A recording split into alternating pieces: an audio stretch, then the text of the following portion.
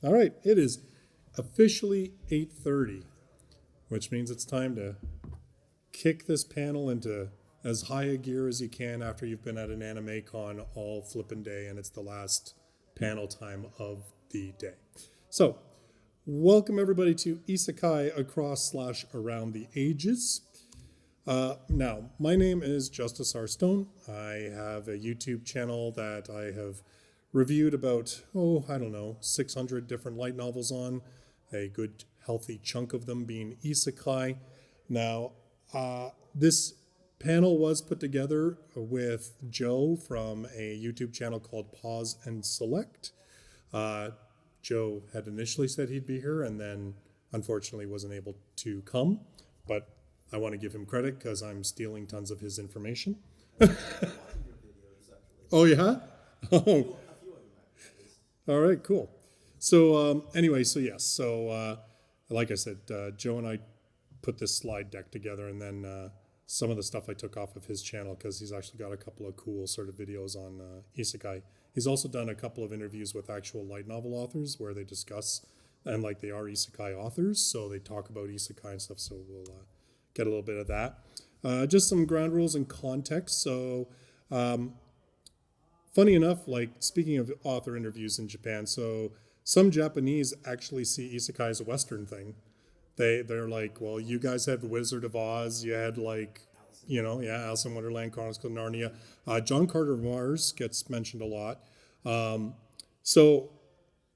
But likewise, Isekai didn't develop just in Japan, right? But we are, of course, sticking to Japanese stuff because, hey, it's Anime Toronto. So makes sense. So for most of these, we're going to go through actually chronologically. It gives you a good idea of just how Isekai has changed and developed and some of the influences that have caused those changes. So one of the first things that we look at when we talk about Isekai, this is actually a novel, Otherworld Hero. I mean, it pretty much gets self-explanatory right there. But what's interesting about this one is that it's actually written by Haruka Takachiho, who, if you are familiar with classic anime, was the creator of Dirty Pair. Okay? So he serialized this in 1976, and then in 1979 it got a collected print run. So this is like one of those novels that a lot of people refer to as sort of being the first very blatantly Isekai, and it's very much patterned off of like John Carter of Mars. This guy gets swept away to another world, gets stuck in conflicts, and does what you do. One of the first anime that you can find that most people will talk about is Paul's Miraculous Adventure Warrior from Another World. Now, this one, funny enough, was actually directed by the same director of Speed Racer. So again, and what's interesting is you'll see like some of these earlier ones, they do come from some decent pedigree in terms of their creators. This one, interestingly enough, so Paul here gets himself a teddy bear for his birthday. Interestingly enough, though, the teddy bear is like a living thing that whisks him away and his female friend there away to another world. She gets kidnapped by the villain of that world, who's named Belt Satan. Paul tries to rescue her, of course, fails miserably, returns back to our world, and her parents are like, you murdered her because you were the last person with her. So Paul heads back to the other world and is like, screw this, I'm out. I either got to rescue her or my life's over anyway. So, and believe it or not, see the dog there? That's her dog who actually becomes able to talk and stuff in this other world. So, but yeah, I mean, it's a kid's show, 50 episodes. So, I mean, it was a thing. Now, this is one that a lot of people talk about, obviously, Aura Ballard Dunbine. Came out in 83 from the creator of Gundam. So again, serious pedigree to this one. And once again, very similar take. Modern Japanese man whisked away to another world where there's this conflict of the world. Everybody uses these mechas called Dunbines. He has a aura that is particularly suited for using these mecha, and so he ends up sort of joining a resistance and off they go to war. Then what we also see in a lot in sort of earlier type isekai are anime one-shot movies. So Leda, Fantastic Adventure of Yohko. And the other thing that this one will bring up is how you'll notice a number of these early isekai, in particular the movies, feature female protagonists and also have lots of sort of subtext of romance and everything else. In the case of Yohko, she actually writes a love song for this boy that she has a thing for.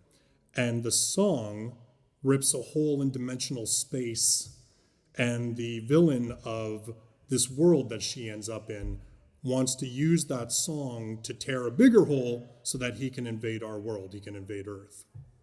And the whole movie, like they call it Leda because there was supposedly some great goddess or whatever that had created tools and foresaw that this girl would come to rescue them, yada, yada, and as you do. Same sort of deal. Please open the door. Same thing. Girl whisked away to another world, ends up in charge of a bunch of rebels to try and overthrow the tyrants of the world. And like I said, all of these are like, early mid-80s. Then we go back to our boys and our young boys going off to another world. So Mashin Hero Wataru, this one, it's interesting. So I've put up the full 3 seasons, then I had OVAs to cover the gaps between those seasons. And then actually just like a couple years ago, it actually had had another remake, and they were web anime. And it combines it's interesting to me too that a lot of isekai in sort of that 80s and 90s era, mecha was a thing. So Oro Battler, Dunbine, right? Even the movie Leda, she has basically this ship that she rides that transforms into her giant robot, right? This kid gets whisked away. He basically forms himself like a battling robot to help him fight, right? Then we get into the 1990s and we have Fushigi Yugi. Again, following that same pattern of what we see with a lot of female protagonists in isekai in that era. Whisked away to another world. This one, tell me if you've heard the story. So a girl finds herself whisked away to another world, has to travel with a band of misfit men that all have their own sort of damages to find a super-powered being in order to grant her wish. Anyway. I think I remember a series of games like that which also got animated. Probably. There's all sorts of stuff. Fushigi Yugi, so Fushigi Yugi, if you're familiar with the series, you'll get what I'm about to say. If you don't know the series, actually, it's a pretty good series. But it's one of those anime that starts off and you think, okay, there's going to be some action, but it's mostly romance, love, reverse harem thing, lots of laughs, blah, blah, blah, blah, blah. And then there is this incident that happens partway through the series, and you realize this series is not playing any longer. And I'm not going to spoil it, but it was one of the first times I watched anime that I literally felt my jaw drop because I was like, I cannot believe that this show went there.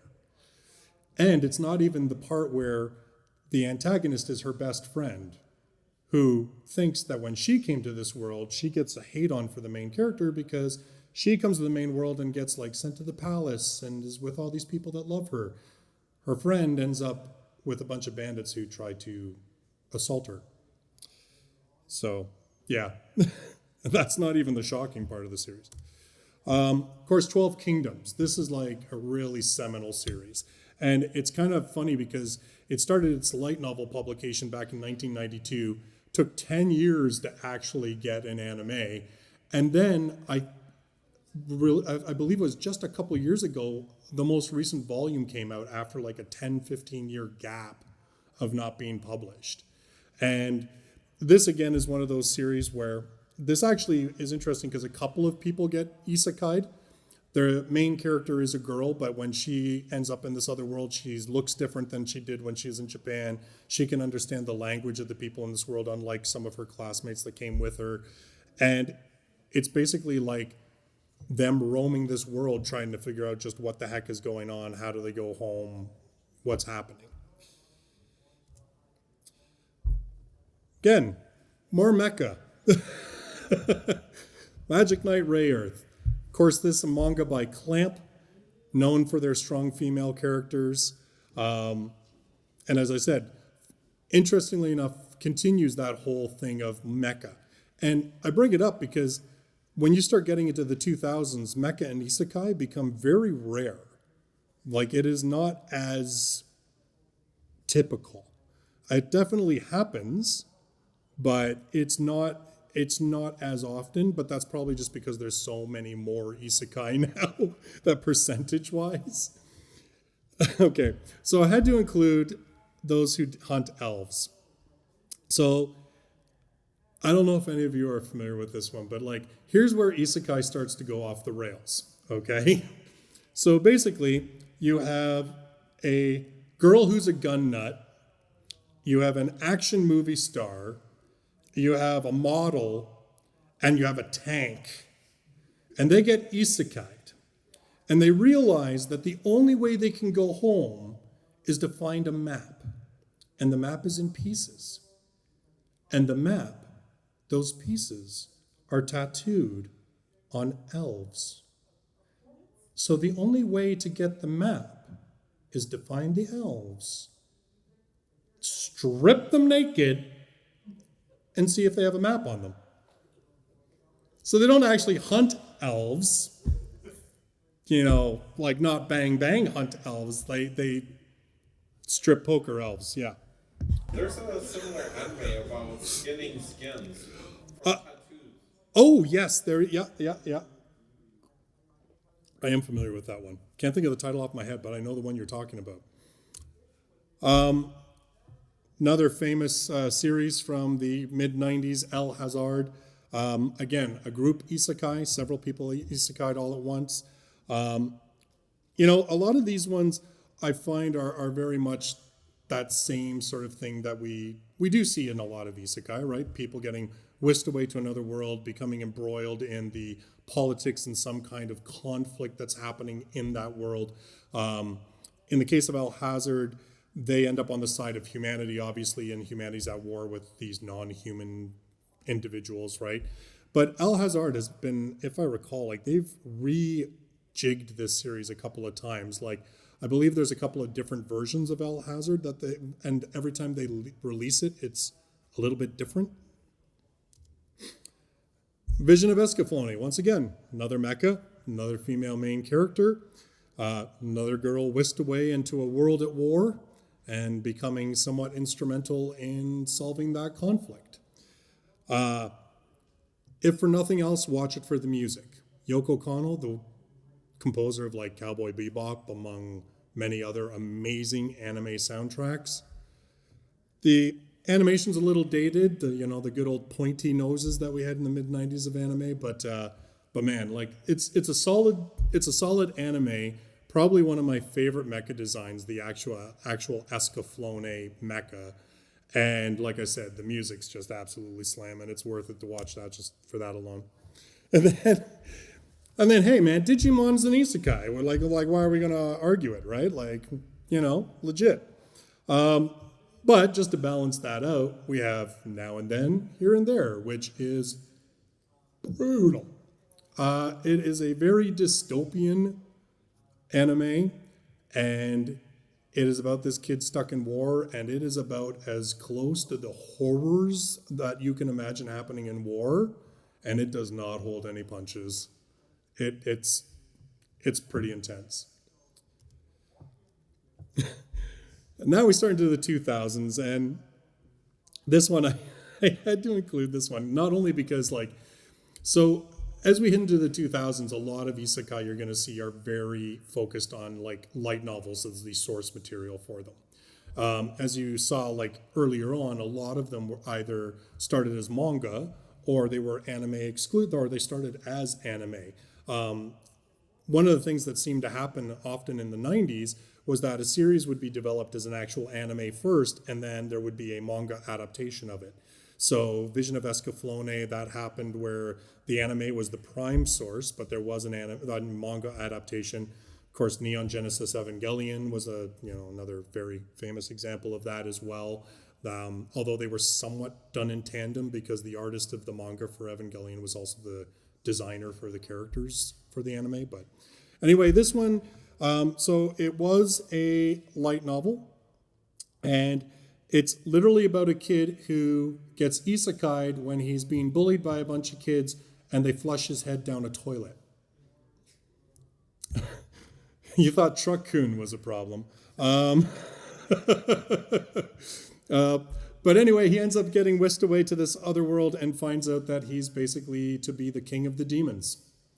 And demons, for the most part, look human, but they have magical abilities. That's mainly what sets them apart.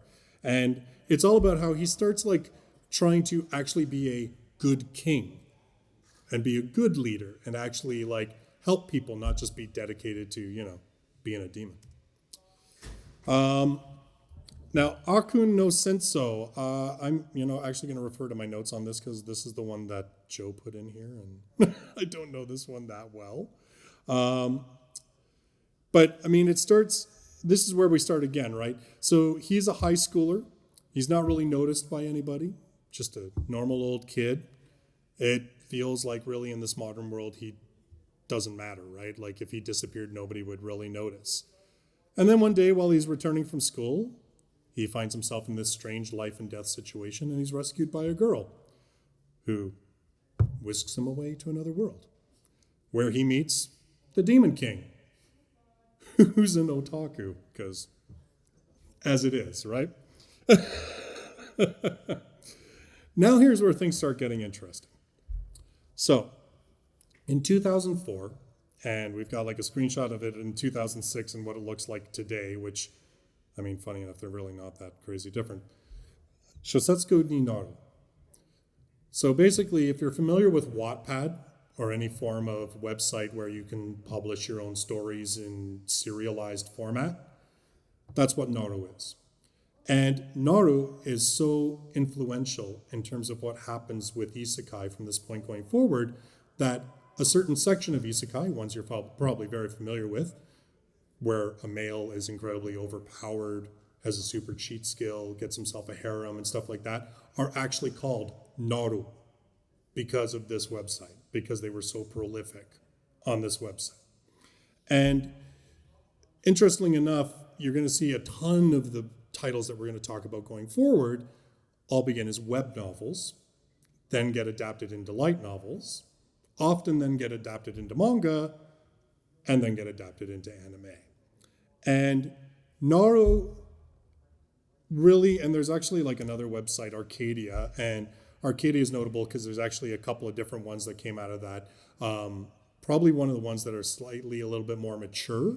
But what you end up seeing is this is where a lot of the genesis of, what do we want to, well, I mean, they call them Naru. I call them trashy isekai, but just because a lot of them have become that way.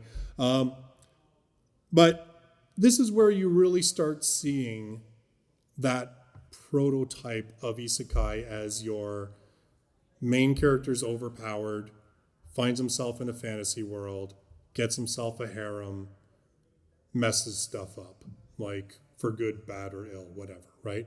And there's a number of reasons for this, and interestingly enough, when you read interviews with isekai authors, they all kind of have that same idea, which is you're using a main character from our world, so it's A, an insert character for the audience, and B, follows that whole line of most amateur authors, write what you know. So you have a main character that you know. You know what he's like, you know how he's going to react to things. You have all those ideas, right? You set him in a fantasy world. Why? Because literally nobody can tell you what that world is, because you can make it up yourself. In fact, there's an interview that Joe had with an isekai author that didn't want to be named, but they actually say that there's a term that a lot of the authors use amongst themselves that they call the potato police, because literally they'd be like, you can't have potatoes don't grow in that part of Japan. So you're totally wrong. Your novel's trash. So they're like, to avoid it, it's a fantasy world. I can plant potatoes wherever the hell I want to plant potatoes. You can't tell me otherwise. And ultimately, too, as an amateur author, if I do something weird, it's not Earth, man. It doesn't have to follow our rules. It can be whatever I want.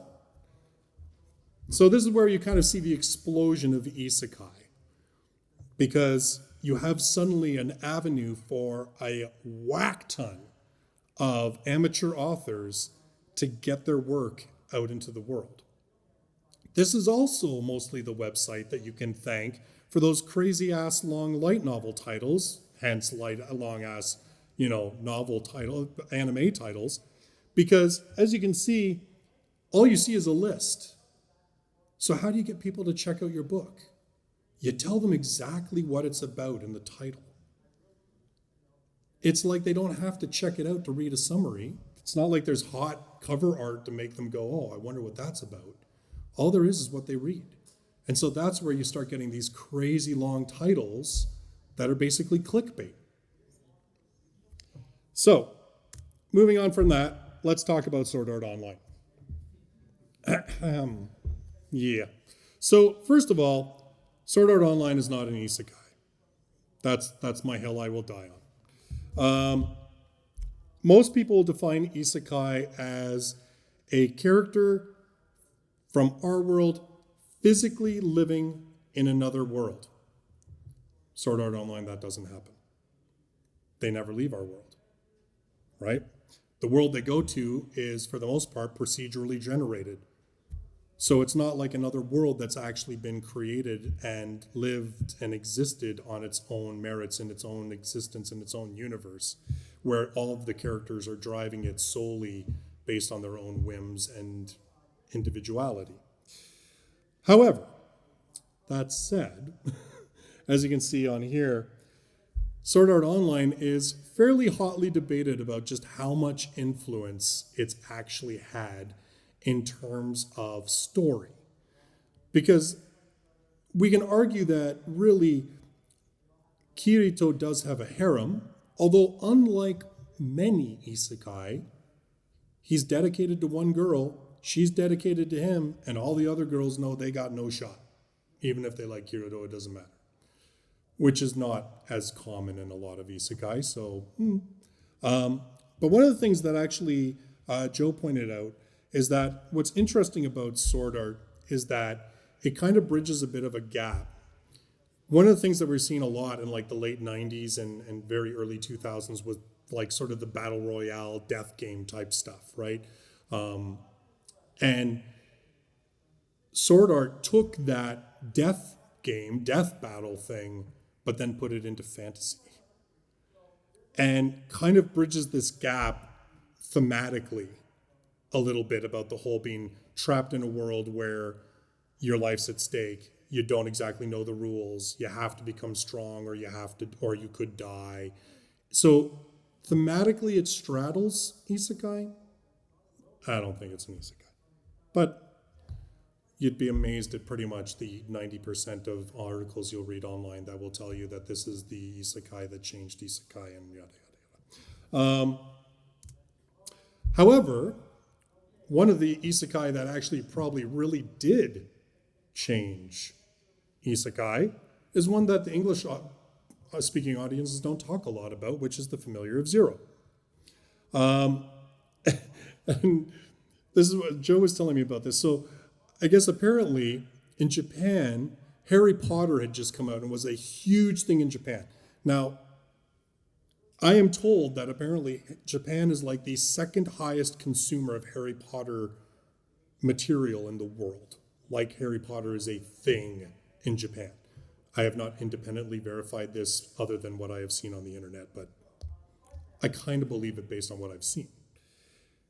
Familiar of Zero takes place in a magical high school, basically. And this one also kind of leads into a different type of isekai where the main character one of the main characters, the Japanese main character, is mistakenly summoned to another world. Because the whole thing is that in this magical high school, they are at the year level that they're at summoning familiars who will help them and serve them and do the magic, help them with their magic. This one screw up summons some average teenage dude from Japan and becomes the laughing stock of her school, right? But it's an isekai because we follow this main Japanese person that's been taken away to another world. And one of the things that actually with Shosetsuku no ni Naru, I'm just going to call him Naru, it's too much to say at this time of day. Thing with Naru is fan fiction of the Familiar of Zero was a big thing. And there are a number of articles that attribute that fan fiction then morphing into original works about the creation of isekai. And I mean, we've seen this all in, like, I mean, I don't have to do the whole Twilight fan fiction that became porn for women, right? Like, you guys all know about that. It's a thing. So it does happen. So again, this is one where you can sort of see that isekai, not only having that ability of writing your own world on your own terms, but even using something as a prototype can help you start creating your own work. Very important as we see more and more isekai that come up that basically tell the same story over and over, but with different characters. So, like I said, we start now into like more of the web novels. And so, you know, we have our poster child that is a big ad for the JSSDF, which is basically portal opens in Japan, a whole bunch of marauders come in, start like messing stuff up. JSSDF pushes them back, and then Japan's like, well, we've been attacked. It's not Earth, so our constitution that was written by America that says we can't attack other people doesn't apply because it's not Earth. So they go rolling on into this other world, and you've got Apache helicopters fighting dragons. Hell yeah. And then Joe just wanted to put this, that apparently the artist for the manga hated the author because the author apparently was kind of an ass. I have no idea, but something I probably should have mentioned earlier, and it's probably going to become a lot more relevant as we go along, is there's kind of three main schools of isekai. So there's the Tensei, which is reincarnation. So you die in our world and are reborn with all of your memories and everything else intact in a new world. There is Tenni, which is, I say portals just to make it easier, but is kind of like what Gate is, which is basically no one has intentionally summoned these people. They found a way to another world and went there. Or it also are the isekai where somebody just ends up in another world and nobody ever explains why, right? They just do. And then finally you have Shokan, which is where you've been summoned specifically. So again, the Familiar of Zero would be a Shokan type isekai because the main character was actually summoned to that world. Somewhat accidentally, but still somewhat intentionally. Then we have Drifters. So many of these going forward are all light novels, but we wanted to throw in at least one manga that is an isekai. And so I don't know if you're familiar with this one, but basically it's a bunch of different warriors on Earth that as they die are basically transported to another world to then form a fighting force against monsters and this other opposing enemy. And they call these people that they've summoned Drifters, basically. Hellsing with Swords, sort of a tongue-in-cheek comment because the first episode, I think it was the first episode of the anime, was bundled with one of the last volumes of the Hellsing manga. So there is kind of like this close association between the two. Then we get into 2010. Here's where the ball starts rolling, okay? And I'm telling you, from 1976 up until about 2003, there's maybe 3 or 4 isekai I didn't mention. Now, for every one that I mentioned, there's probably 5 or more that I'm not. And those are just the ones that actually got published. It doesn't even begin to touch what's actually on like the Naru website, stuff like that. So we get to Log Horizon. And I just want to, and it's, and again, I want to point out some of the ones that you're going to see as we move through the years now, because you do sort of see more evolution and change and homogenization as they go along. So Log Horizon obviously started in 2010 as a web novel, then of course was published as a light novel, and then became an anime. Log Horizon, we were actually talking about this just before the panel started.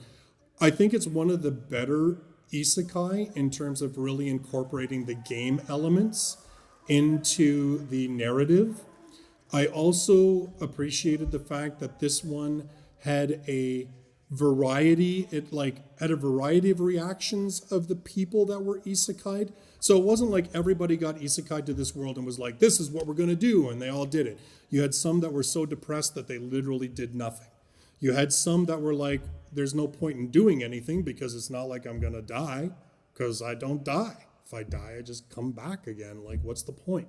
Then you've got other people that are like, if we don't start forming a society and giving people something to do, everything's going to collapse. And most of the characters really don't have a crazy cheat ability that we see later on. Most of them are fairly average. Like, sure, some of them have stronger builds and stuff like that because it is based on their game personas. But at the end of the day, most of them that are really powerful, it's because they're smart. Like, when you take a look at some of the things, like when they do some of the dungeon diving and stuff like that, so much of it is the tactics on how to beat that boss. It isn't just, let me take care of it because I can just plow through anything, right? And as a side note, you get audited in the game, you get audited in real life. If you're not familiar, so the reason that Log Horizon didn't get a lot of stuff is because the author didn't do his taxes and got thrown in jail. And then when he got released from jail, I think he's only put out like one volume or something since then. So, but yeah, that kind of is why Log Horizon didn't continue as powerfully, because the author weren't around. Also 2010, let's start talking OP characters. Overlord. Now, again, when I was talking about that Arcadia website, Arcadia, this stuff is a little bit more adult, a little bit darker. You start talking in some cases about older characters. So obviously Ainz is a grown man. He's not a teenager. Even in Log Horizon, we see some of that, right? The characters are a bit older. But now we're starting to get like our OP main characters, right? Our characters that, but again, Ainz was OP in the game. So it's not like he's ridiculously OP for no reason or because he got a cheat ability, which is stuff we will see, but it's because the dude was just that strong and had that much stuff that he carried over with him when he got isekai'd. And again, like Log Horizon and Overlord start kind of bringing into that whole idea of isekai, the getting summoned to a game world, a world that you played as a game, but now you're in the world of the game, although it may be a little different. Like if you're familiar with Overlord, there's lots of times where he mentions how it's super similar, but there's some significant differences from the actual game. And that's where we start getting that aspect starting to come into these things. And actually in Log Horizon, if you've watched the anime, it wasn't like, say, a VR MMO or whatever, like that Sword Art Online or what have you. It was literally a desktop game that they played. They just fell asleep at the keyboard and woke up in the other world. So it's literally not like they somehow got trapped in the game world. No, like there's just no way because it's a tabletop game. Also, we have the Saga of Tanya the Evil. And now, again, another Arcadia novel. And this, I think it's really worth pointing out that in these earlier years, we're seeing a lot of variety in terms of isekai, even though they are coming out of that whole web novel culture, right? Because if you're familiar with the saga of Tanya the Evil, it ain't nothing like just about anything else. It's basically a retelling of the World War, and except with magic, and the main character is off their gourd. Because God, they pissed off God, and God was like, I'll teach you a lesson then. Like, the person was such garbage, they got pushed off a subway rail into front of a subway by one of their co-workers. They go in front of God, and God's like, I am sick of you Japanese people not taking things seriously. You don't take me seriously. You don't believe in anything. And the guy's like, well, why should I believe in you, man? Life is simple in Japan. We don't need God. And he's like, ho, ho, ho, ho, ho, ho. I'm going to show you a world where you're going to need God, all right. And then God proceeds to further torture him by like forcing him to do things to praise God in order to use abilities or not go even more insane. And the light novel is kind of weird because the narrator, who is the main character, talks about Tanya in the third person as if she isn't really him, even though he's actually Tanya. It's really weird.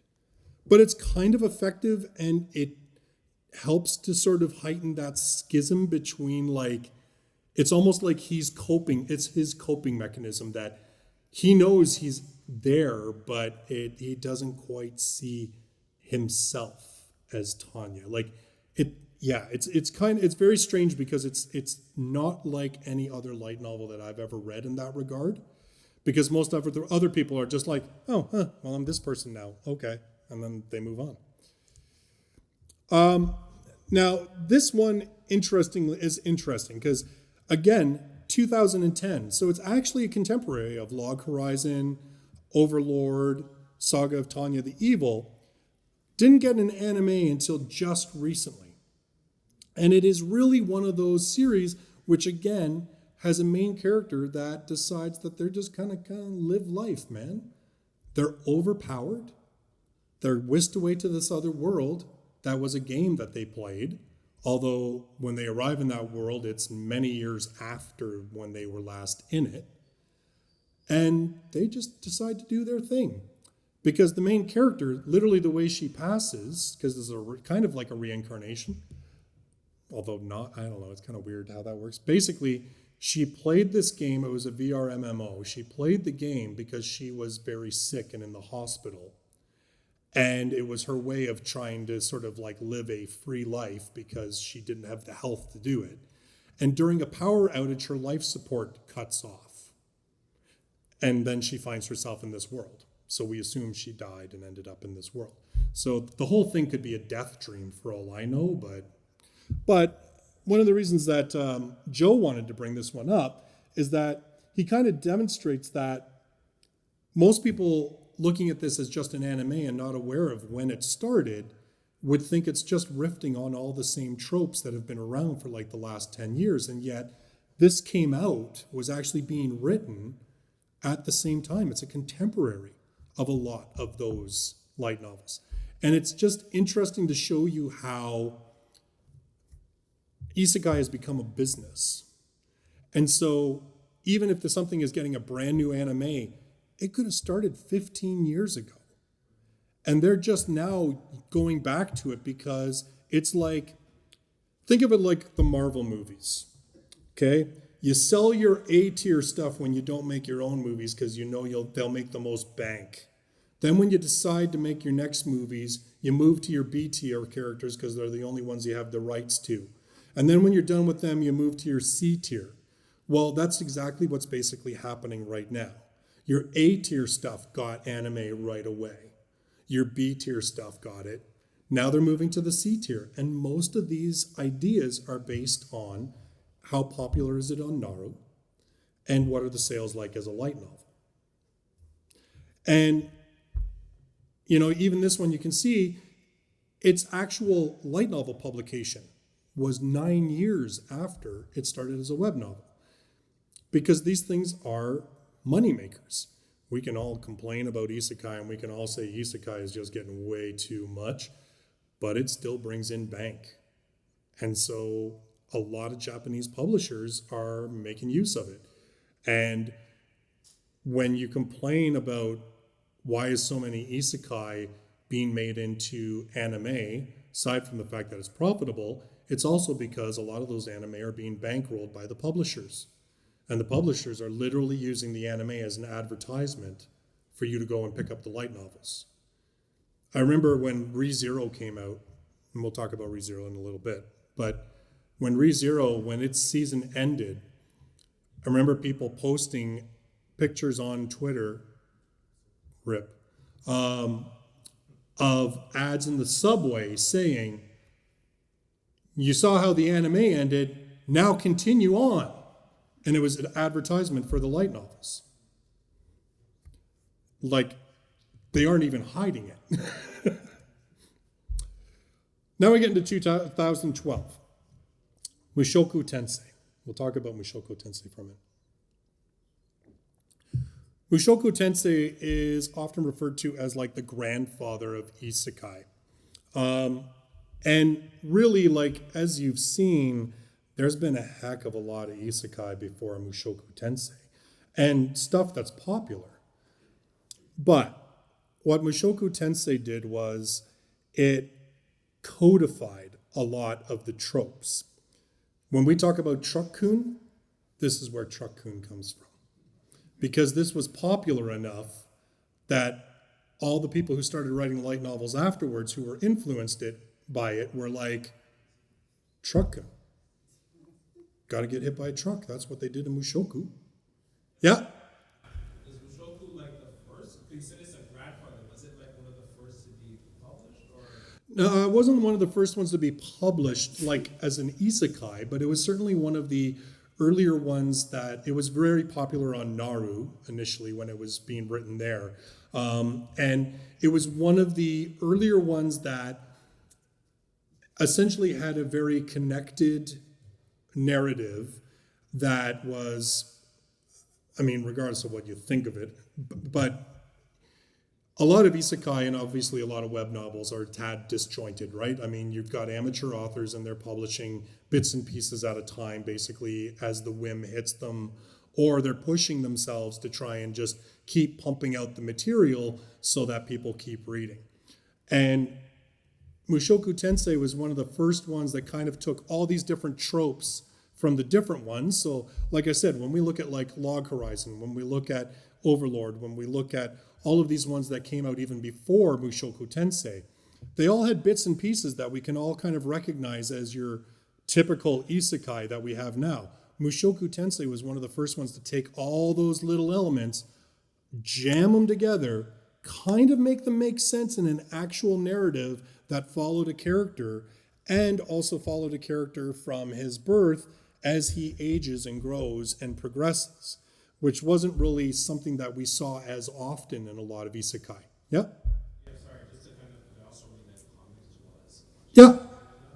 And I'm guessing this is kind of like a Western example of what like the X-Men did back in the day for like comics where they made like modern politics and they kind of wrapped different elements and brought it together, and then that's really what like really pushed the genre forward. Exactly, yeah. Yeah, exactly. Like, yeah, you can, I mean, you're right. Like, we always see those elements in different genres, different media, right? Where basically you just have that one thing that all of a sudden seems like a lightning rod. And when you really break it down, you're like, there's not a lot to it that's super unique, but it's how it's packaged, all that stuff, right? And this one, it hit all those notes for a lot of people. In fact, in my personal opinion, if you want to read a better light novel that is about a scummy garbage dude who gets reborn in another world and decides to make things better and live a better life, The Faraway Paladin is my personal recommendation, and it's high fantasy enough that you can even recommend it to your non-weeby friends and not feel like you have to explain or justify it because it's not got any really questionable stuff in it. In fact, it's got some really solid world building. It's got a really cool magic system. And literally the author of it said that he wanted to write a paladin because he was like a tabletop gamer and he loved paladin characters. And he's like, nobody writes about them. Nobody really writes about a guy who actually is a religious warrior trying to make the world better. But that said, he says all the time that Mushoku Tensei was a massive influence on him. So it just goes to show you, like, you know, that you can take these ideas and they may not be all unique, but it's how you package them. It's how people latch onto them. It's how people become aware of them. And yeah, the more people that become aware, the more people that start talking about it, the more people that start reading it, people then turn around and try to emulate that success. And remember too that a lot of the things that we're seeing in modern isekai, Naru predominantly is a male audience. You have more male readers, more male writers, more male writers. Most of the time they're writing male characters because, again, write what you know. And so I had a train of thought with her, and then all of a sudden it disappeared on me.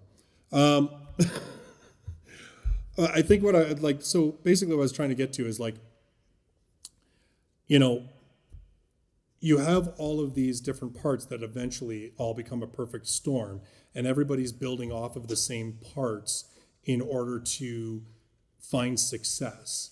And so, like, if you see if you have a lot of male-centric, male character light novels that are super popular, you're going to get even more male-centric, male light novels because people want to be popular. And especially now that it's been so commodified that if your stuff is popular enough, you'll actually get a publishing deal out of it and maybe get a manga and an anime out of it. Yeah, you can bet there's a lot of people gunning to be popular. Yeah. No, it's all good, man. One of the reasons I wanted to come here is because I found it very interesting from a masculine perspective, like what led Isekai becoming so male-centric. Like even when I was thinking growing up, like you reminded me of Escaflowne. That was very more, I guess you say, female-centric. Yes. And I would say that was probably the case for such a long time. And then now when I look at Isekai, it's like 99, if not Yep. 100% male. Like, is there something that led into that, or just kind of just happens over time? It's essentially it's Naru. It's that website. You know, you have to. So again, like, it's basically that perfect storm of look at the creator, right?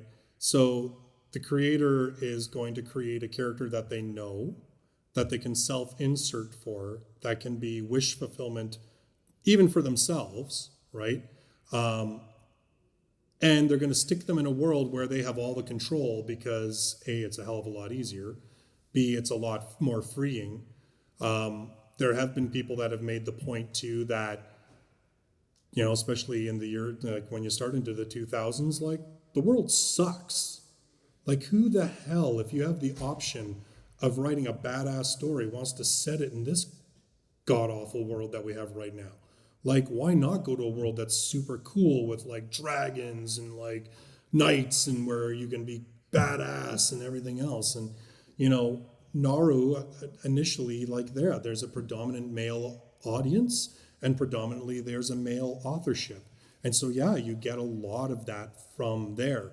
And the other thing is because Naru was one of the first websites that actually tracked how popular a thing was, it immediately gave the publishers a barometer on figuring out what was popular. Because previous to Naru, so Sword Art Online, we'll go back to that for a minute. Sword Art Online was a web novel because it was published on the author's personal blog. It wasn't on a website. In fact, funny story about Sword Art Online. They gave me 2 hours, so I can digress a little bit. Funny story about Sword Art Online. That was not Reiki Kawahara's breakout hit. In fact, Reiki Kawahara wrote the first novel of Sword Art Online, which is the Aincrad story. So like it actually has Kirito stuck in Aincrad and ends with him waking up. The first book, there's over 25 volumes, so now you know why Sword Art's gotten all kinds of weird as the story goes on. But he had to write it that way because he was entering it in a light novel writing contest. And in order to qualify for the contest, it had to be a complete story. So it had to have an ending. He got disqualified because it was too long. And instead of just scrapping it, he decided to continue it on his own personal blog. And that's why you kind of have that weird disjointed thing where it's like, you feel like the whole story should be Aincrad, but then all of a sudden we've got like fairies, and then we've got guns, and then we've got like, and it was just basically like Kawahara just heading along. And I mean, ironically, he then has, now that he's super successful and making tons of money, has gone back and has started writing a series called Sword Art Online Progressive, which is a complete retelling of Aincrad, and the whole book is nothing but, the whole series is nothing but actually what happens in Aincrad. And he's retconning it, because in the original Sword Art Online, Kirito and Asuna never really meet until she's already the vice commander of the Knights of Blood. Like, it kind of offhand mentions that they teamed up a couple times during raids or whatever, but that whole thing in the anime where they meet early on and she's like a newbie and everything else, that anime was being created when Sword Art Online Progressive, the first volume, had already been released. So they actually stole parts of Progressive, and he'd already written several side novels later on about side stories. So like Sword Art Online, the first book, there was no harem. There was only Asuna. All the other girls that are in Aincrad were never mentioned. They never existed. They were later introduced in side stories that Kawahara added when he was writing the web novel. When they made the anime to make enough content, they jammed all that crap together into that first season in Aincrad. So anyway, to get to my point, later on, he writes another novel for another contest called Excel World. Excel World wins. The publisher goes, oh, you got a big honkin' ass series also ready to go. Why don't we publish that too? Now nobody talks about Excel World, but oh my God, everybody talks about Sword Art Online. It just goes to show you, like, it's a funny thing. Like, he had the right idea. Like, his first idea actually was the winner, but just circumstances and stupid rules basically prevented him from Sword Art arriving in the mass populace for like another decade. Although I will say that Excel World, I think, is better than early Sword Art Online, and its characters are deeper, and yeah, that's just mine. I will say, though, Kawahara has become a far better writer. He's probably one of the few light novel writers that I will say that if you read Kawahara from the beginning and read Kawahara now, there is a distinct difference in terms of his character building. His villains are far more complex and actually have backstories instead of just being like, oh, I'm evil. And, you know, he actually has bad guys do bad things instead of, you know, like, oh, I'm just going to have them like threaten a female girl with assault and that'll make everyone realize they're evil. Like, he's gotten a lot better. Also in 2012, ReZero. Okay. And so this one, Joe said, affirms Kadokawa's plan to push isekai on a broad scale. So, like I said, remember the Subway ads? You've seen the anime. Now continue.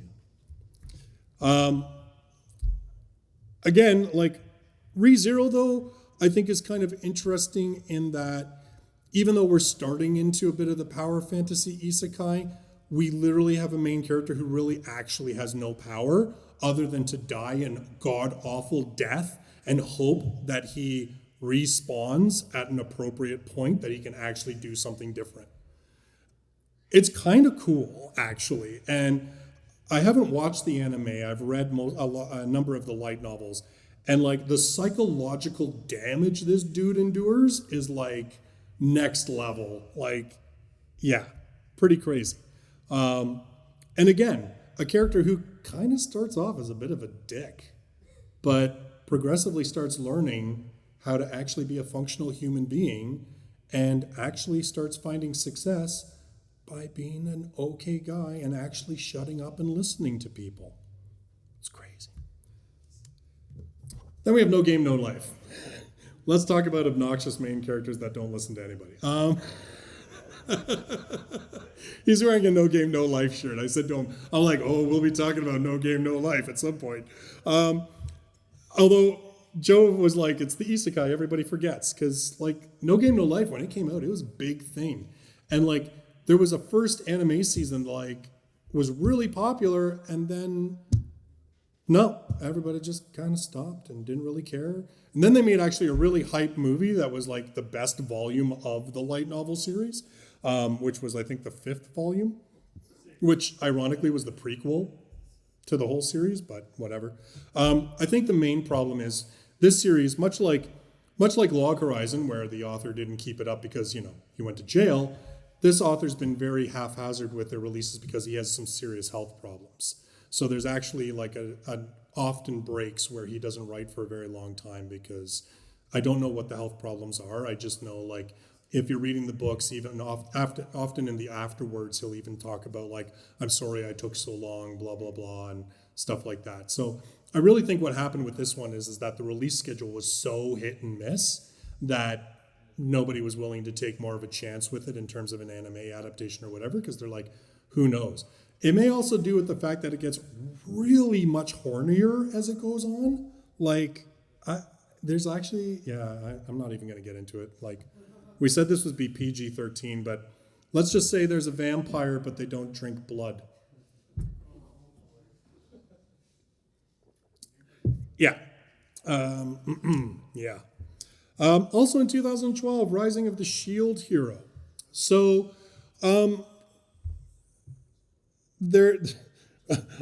is really into Terraria, the things you find out about light novel authors that they post on their blogs. But Aniko was also, like a lot of light novel authors, writing about games and coming at it from a gaming point of view. But the main reason that I bring this one up, not only because it's kind of in that progeny of, you know, it's Mushoku Tensei, No Game, No Life, it's all that era where we really start taking, I'd say, a turn with what Isekai is. Shield Hero represents something that becomes much more of a pervasive theme as we go along in Isekai, which is the main character who is summoned, people decide they don't want him around, and so they kick him out, and he's left to his own devices to figure out what he's doing, and everybody thinks it's, you know, he's not got a great power, and it ends up being the best power, right? That is a common theme with a lot of Isekai. And actually, it's probably happening even more now where it's literally they summon them, they're like, let's check your stats. Oh, you're only level 1. Oh, you have an ability we've never heard about, but it sounds like garbage. Get out of my castle and never come back again. And then they start wandering the countryside and they're like, what does the ability do? Then they use it once, now they're level 1,000. And then they just decide, well, hey, nobody wants me around, nobody's putting any limits on what I want to do. I'm just going to live whatever damn life I want, and I don't need to do nothing. And off they go, just wandering the countryside for shits and giggles, because, you know, because that's what you do. So Shield Hero really kind of, I would say, was one of the more popular ones that started that ball rolling. The whole idea of, yeah, you got summoned, but nobody wants you, right? And as I said, that becomes a much bigger pervasive theme in a lot of isekai as we go along. However, even in 2012, isekai was enough of a thing that somebody could parody the hell out of it. So, yeah, I mean, I had to mention KonoSuba because, my God, KonoSuba. Like, the characters are awesome because they're so terrible. You know, it is truly one of those, like, isekai where we accomplish great things completely by accident, but usually cause a bigger problem by solving the other problem. And it's such a parody of everything that was already starting to happen. And it's only like, a couple of years into sort of the Isekai Naru boom, right? So already you've got authors that are seeing the writing on the wall. 2013, that time I got reincarnated as a slime. So now we're going to start getting reincarnation. It's boring to be reincarnated as a person. It's time to be reincarnated as something else. We'll talk a little bit about this more later when we take a look at some truly ridiculous things that you can be reincarnated as. But, Vending machine. oh, I've got vending machine, don't you worry. But even that's not that crazy. And I'm going to tell you, vending machine, I haven't watched the anime yet, but I read the light novel. It was way better than it should have been. Like, it legit should have been the stupidest piece of garbage ever, but it was legitimately not bad. About the stupidest thing in the whole book was that he died because he wanted to save a vending machine that was falling off the back of a truck and thought that he could catch it. That was about the stupidest thing in that whole thing. It's like, my guy, you're going to get splatted. I don't think you thought... Actually, if I recall, I think he actually thinks that as it's actually falling on top of me. He's like, I didn't think this through. Yeah. But Slime continues to be like one of the most popular web novels still on Naru. It's still a big thing, which is why you're seeing every little last bit of it squeezed out into anime and spin-off mangas and everything else, because, man, it just keeps on going. Also in 2013, Arifureta from Commonplace, the world's strongest. So, again, one of the reasons that, like, some of these obviously were just sort of showing, like, when things came out to give you some context in terms of, a lot of people are associating isekai when they saw the anime come out, but that's very misleading because the anime, as we've already seen, can be many years after the actual book started and the story was started. With Arifureta, this is one that really comes as a big influence for that revenge archetype, right? I got summoned to another world, I got wronged, and now I'm coming for whatever. Get out of my way. We could probably say there's a little bit of that in Shield Hero too, but it's a lot more of just along the lines of like, F everybody. This is like, I'm literally going to kill God if I got it to get out of this world, right? Of course, overpowered. Another one of those ones where he's summoned with all of his classmates. Everybody looks at their skills and stats and they're like, wow, you guys are so powerful. And then they look at him and they go, wow, you suck. You suck. And then, like, he's obviously the nicest person of them all because he actually tries to save their lives, ungrateful bastards. And then, because out of jealousy, one of his classmates drops him in a pit. Surprise, surprise. His special power, combined with, eating monster flesh, makes him OP as can be. And it doesn't hurt that he finds himself like a super OP vampire girl to, like, hang out with too. But anyway, but yes, very much like driven by this sort of revenge idea, right? And we do see a lot more of this coming up in Isekai as we go along. Like I said, let's talk more about being reincarnated as not a person. Heck, you're not even a monster, you're a thing. Yeah? Was Slime like the first of these, or were there more before? I'll be honest with you, Slime is the first one that I'm aware of. I would say that it is probably the first one that was really popular and popularized the idea, kind of like Mushoku Tensei, right? It's not so much that Mushoku Tensei invented the wheel, they just made the wheel better and showed everybody how cool the wheel could be. And then made everybody go, maybe if I do something like that, I can get famous. But yeah, reincarnated as a sword. Again, like, I just wanted to sort of throw some other, more popular ones about things that people are reincarnated as.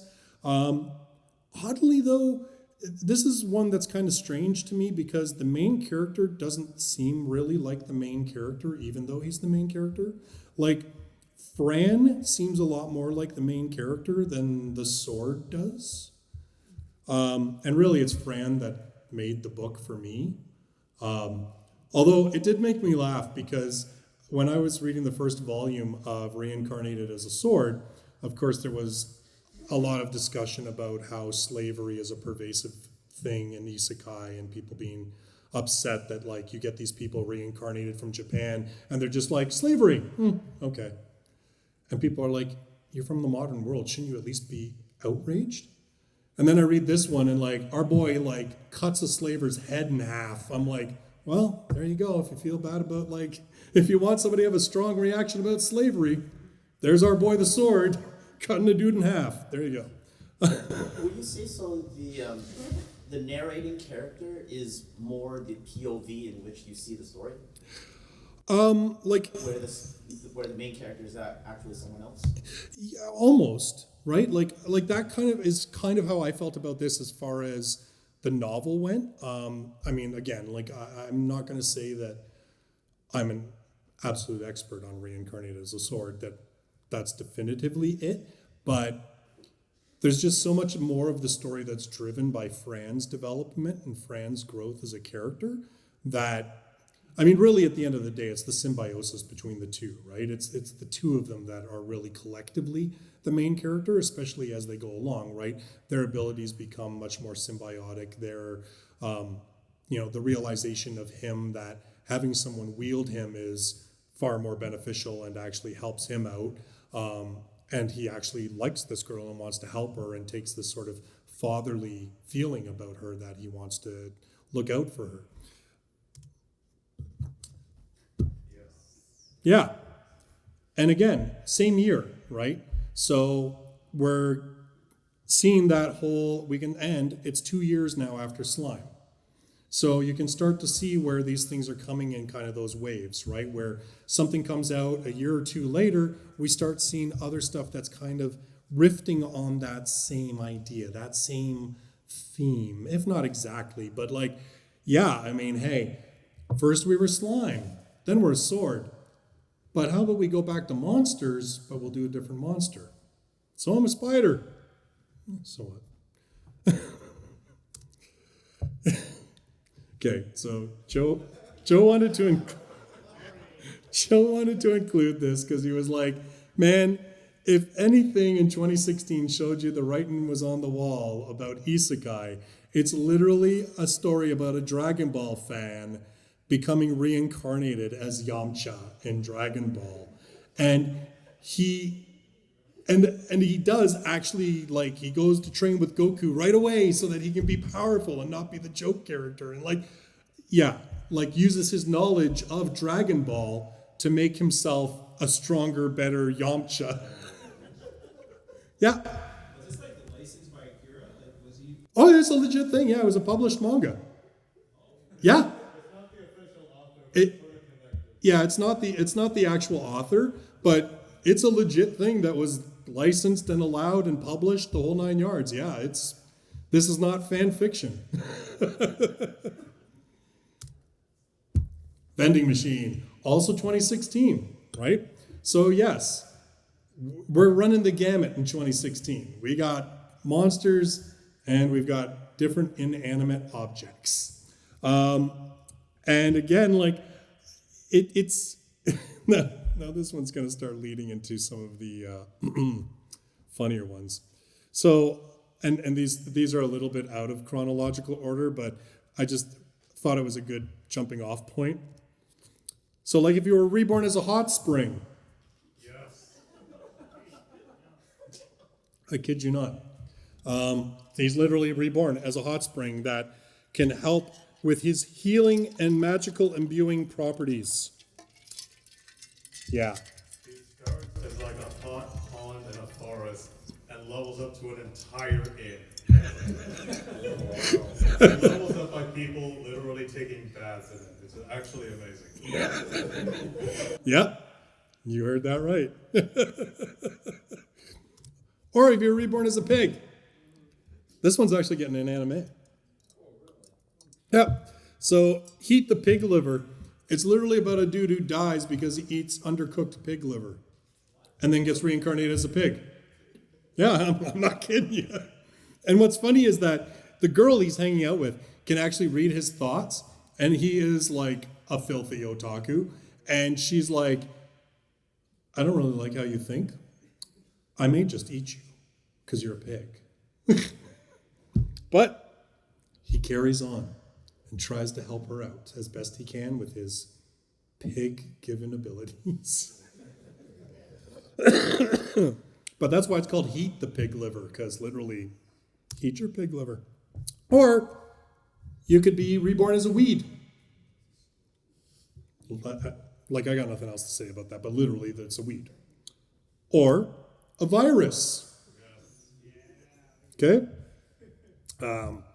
Or an entire Japanese prefecture. Okay, so this is not the cover because it's purely a web novel. I don't think it's actually been published. But it's the same author as I've Been Killing Slimes. And it's literally a dude that is reincarnated as Osaka Prefecture. I don't even know where it goes from there, but like legit. I mean, here, like, as much as Isekai can be ridiculous, you kind of have to admire the absolute, like, 0 F's given in terms of, like, building a story. You know? Like, these, like I kind of feel like there's sort of these 2 tiers of isekai that have been happening in web novels, right? There's the tier that's like, I'm going to write something similar to what everybody else has done because it's popular and I want to get published. And then there's the tier that's like, I am going to do the craziest, weirdest crap ever, which is going to get me attention. And it does. I mean, you know. But yeah, Japanese prefecture. Then there's the darker side of, it's hentai. Let's just be honest. And again, like, this was written back in 2011, so it's not new. And again, it kind of ties into that discussion about wish fulfillment. And this is obviously like just the one-upmanship, right? And I think that's kind of where you see a lot of things happening in isekai, right? Like I said, I was reborn as a sword. I was reborn as a spider. I was reborn as a prefecture. Like, it's just that one-upmanship. And I kind of feel like that's sort of where, obviously, when you have harems being a thing in isekai, there's going to be isekai where you get jiggy with it. So there's harem in the labyrinth of another world, or, you know, why play games? We're just going to call it Sex and Dungeon.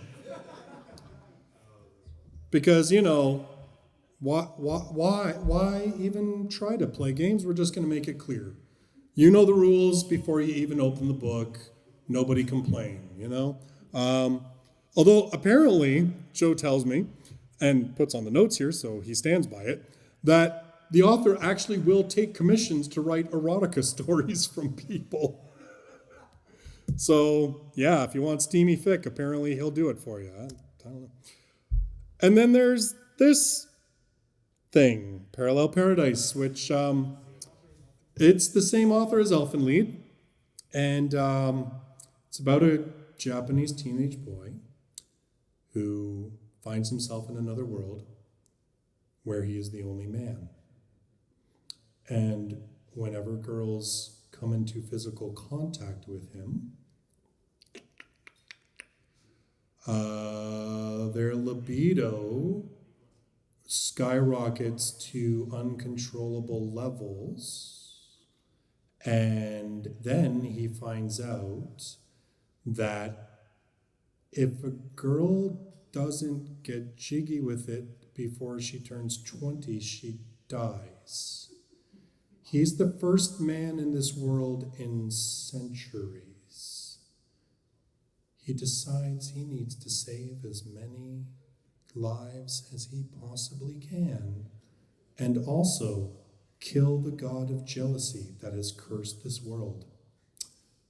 The first one is a little sketchy. Second one, maybe noble. Anyway, I've not actually read this. I couldn't even get through the first volume out of curiosity. It is hentai. Like, don't even try to play games. Like, it gets right down to it in just about every way. However, Joe tells me that at some points it actually does have these weird, like, existential thoughts and discussions and like actually seems like this deep book, and then a girl touches him and it just goes off the rails. And this one actually is officially released in English if you want to look it up.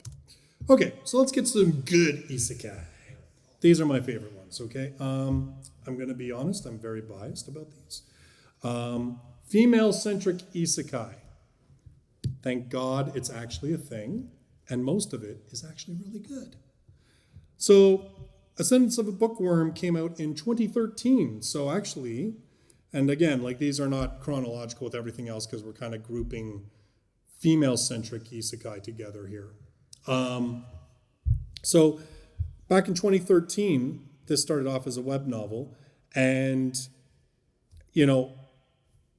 female-centric isekai, I would say, in a lot of respects, are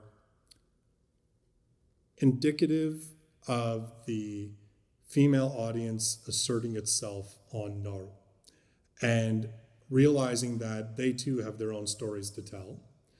And don't get me wrong, there are definitely male authors that write female-centric isekai. Has anybody heard of Funa, the author Funa?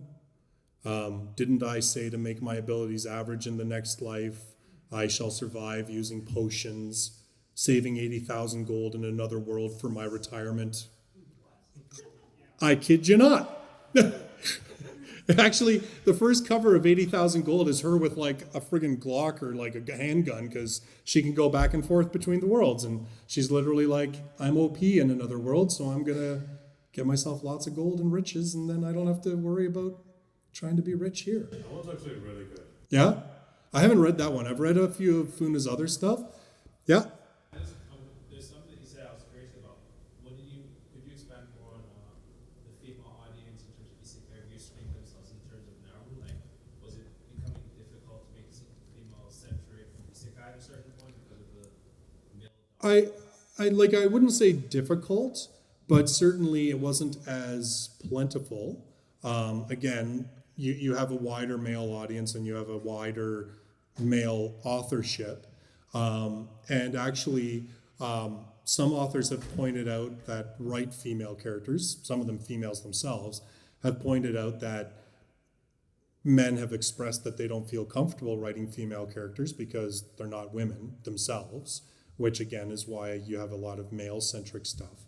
But, you have a lot of, actually, funny enough, like one author, and I'll get to her book in a minute or two, she was saying that she finds that a lot of the women on Naru are actually older. They're not teenagers or like, late teens or early 20s, that a lot of them are actually office workers. And that's why you'll find like a lot of the female characters in isekai start off as older women. And, you'll also see a lot of them dying of overwork. Like, what was it? Was it 300? Maybe it was like, I've been killing slimes for 300 years. There was one where basically like she died on the floor and their coworkers were stepping over their corpse because like everybody was so busy they just couldn't stop to even pick her up. I mean, it's taking it far, trust me, but it just kind of goes to show like, so it may be why like you find with female-centric isekai, or at least this has been my experience in reading it. And again, like there's at least one author interview I read which kind of backs this up, is that female writers are more interested in the story and the experience of their main character than they are necessarily of wish fulfillment. And they aren't, and because, how can I put this without sounding completely awfully sexist, but I'm a dude, so I can be sexist against myself. most dudes, if they have a pretty girl who wants to hang around with them, are cool with the pretty girl hanging around with them. Most girls, if they don't have an interest, they don't care. They don't care how good looking you are. They don't care who you are. If they don't want you around, they're not going to have you around. So there's kind of this, you have this difference where it's like female-centric isekai, either they're surrounded by fairly decent and complex male characters, or it's like this massive buddy thing where they just have a bunch of female friends. Like, didn't I say to make my abilities average in the next life? You see that one where it's like she surrounds herself with all of these friends who see her as kind of an inspiration to also become stronger themselves. And then you basically end up with this story of this band of girls kicking everybody's ass as they go along through the world. My experience with female isekai is that I like it because there's a lot more relationship building. It's not as much like, and again, you could chalk this up to maturity. You could chalk this up to maturity as a writer and experience as a writer. But again, there is that male-centric isekai thing where it's like the man is a savior for the female character, and so the female character instantly falls in love with him, even if he really didn't do anything that noble. Like, Naofumi literally buys a slave and gives her food to eat. And she's like, I love you, and I will follow you anywhere. Bye-bye, recording. I told you I have a YouTube channel. Like, I gotta, like, whore myself out somehow. Underestimated the GoPro's battery level. Whatever, it's fine. I'm recording the audio anyway. Anyway, yeah, like, I feel like in reading female-centric isekai, there's a lot more focus on relationships and people actually justifying being in a relationship based on their behavior and their treatment of each other. Whereas in a lot of very male power fantasy isekai, like, the girls usually just hang around because he's super strong, which makes him super cool. Or he saves them from something awful. Or he's nicer than some of the men in the world because, you know, again, he buys you as a slave, but he actually lets you eat what you want. You know, like, what's the hat? To be fair, most of them are like, I'm thinking of like, Shield Hero is actually one of my favorite isekai, and like, all the men are incompetent assholes. Oh, yeah, like, they're total, like, oh, yeah, they're garbage, like, for sure. And I mean, again, like, and again, like, that's also that, I mean, that kind of ties into that male fantasy part, right? Where it's like, you're the nicest dude on the block. And I think that we can also sort of, like, again, there's not enough interviews with isekai authors, A, in English, and B, a lot of isekai authors never want to reveal their identity. Like, if you see interviews with a lot of isekai authors, they're wearing bags over their heads, or they're wearing, like, masks, or they're off camera, what have you. Because it's not exactly seen as a super respectable profession. And it's all, and also, you know, there's also just that level of privacy, right? Because what if you do have a rabid fan base? You don't, a lot of these dudes, like, a lot of the guys are like one step away from being like hikikomoris, right? Like, they're like hanging out in their bedroom, writing their stuff on their computer. You know, they're, I don't think you find with a lot of them that there is a drive to be super sociable or to be worshipped or followed, or, you know what I mean? Like, there's a lot of desire to remain anonymous. And I think there's also a level of that because it allows them, in a sense, to do whatever they want with their story without having any kind of repercussions in terms of the people who know them or people who meet them or what have you, because you would never know. Like, a lot of light novel authors could write the most atrocious, socially unacceptable stuff and get away with it because nobody knows who they are except for their publisher. And their publisher's not going to tell because they make money, right? So there's lots of different facets to it, right? Like I said, you can go from everything from they're introverts who don't want to be put in those situations all the way to I want to guard my identity so I have freedom, or I want to guard my identity because I want to be able to eat at like a restaurant without people bugging me about when the new volume's coming out, like all that kind of stuff, right? So there's not a lot of interviews. So I have not been able to read enough to be able to get into sort of the deep psychological ideas behind all the things that happen in Isekai. But of the few author interviews that I've seen, they all pretty much agree. Like, yes, the slave archetype is there because that allows you to be a savior. And also it means that they are less likely to betray you or leave you or hurt you, right? Which, you can look at that through a very misogynistic lens, and I'm not saying that lens doesn't exist, but you could also look at that as a very much insecure lens and an insecurity in relationship lens. Or you could look at it from just an amateur author lens where you have a hard time writing really complex relationships, and so you go with something that's relatively easy to write. There's lots of ways of looking at these things, and every author is going to have a different reason behind it, and every author is going to have a different idea behind it. And like the same thing when we start getting into female-centric isekai. There's lots going on here. Some of them are writing it because they just want to write. Some of them are writing it as a reaction to their life, and they're using isekai as an outlet. There was actually a light novel series called Sexiled. That was the English title. And I don't know if you'll remember or if you know, a couple of years ago, there was a big scandal that came out of Japanese medical universities where it was basically discovered that they were curbing all of the results on a bell curve so that women were largely eliminated from getting into medical school. And it was because they said that women would eventually get married and have kids, and so they weren't dedicated enough to the profession of medicine, so why bother having them be doctors? This was the pervasive idea as to why they did it.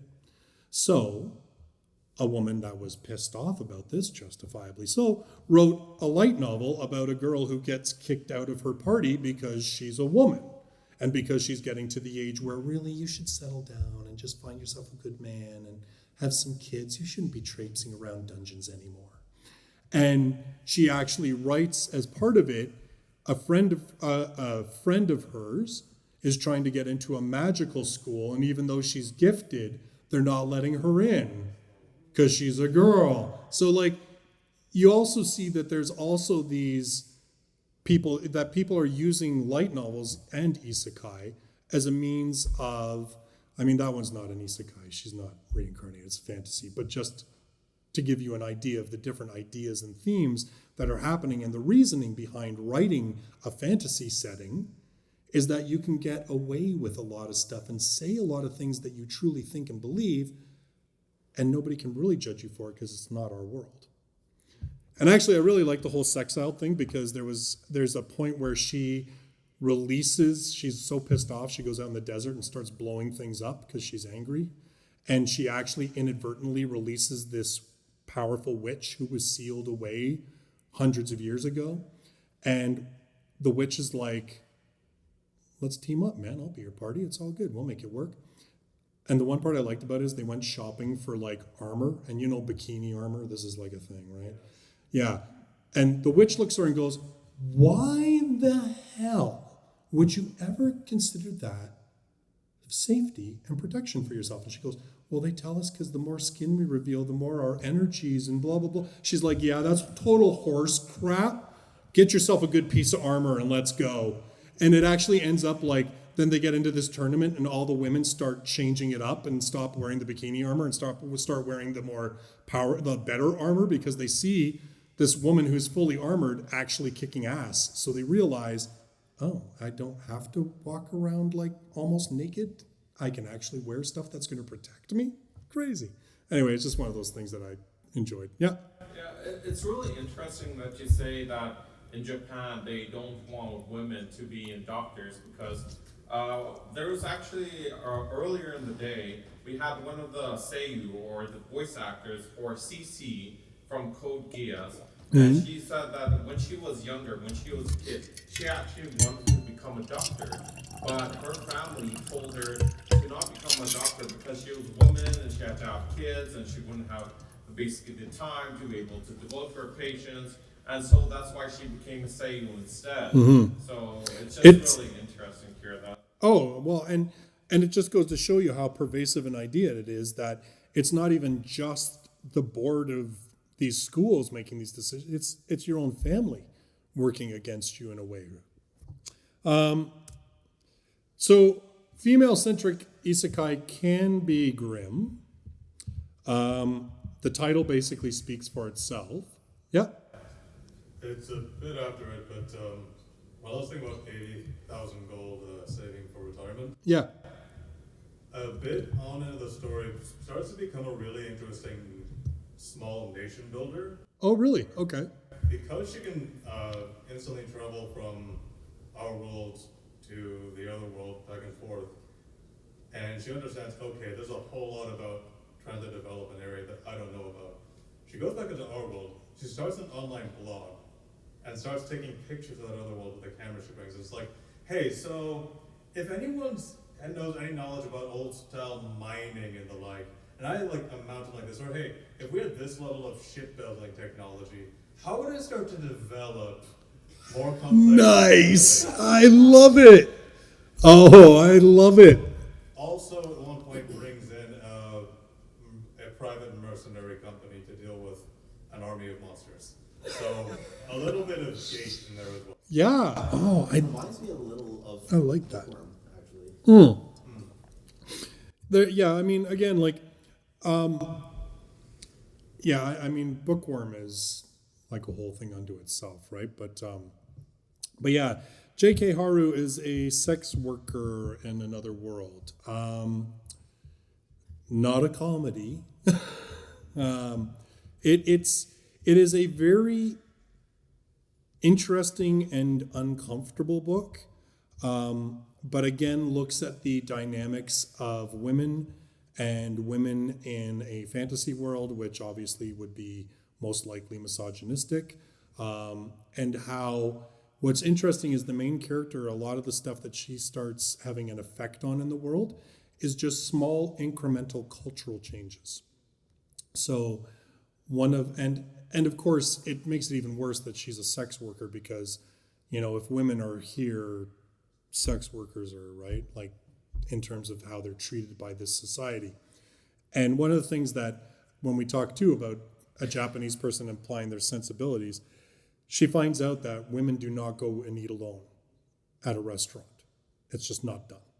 You either go with your father or your husband or your boyfriend, but you do not go yourself. Well, one of her patrons is the son of a restaurateur, and he's got a talent for baking.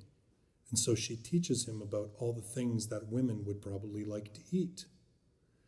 And so by the end of the book, you start seeing women going as groups of women to this cafe to eat the stuff because she's starting to break that cultural boundary of, yeah, women can go out together, right?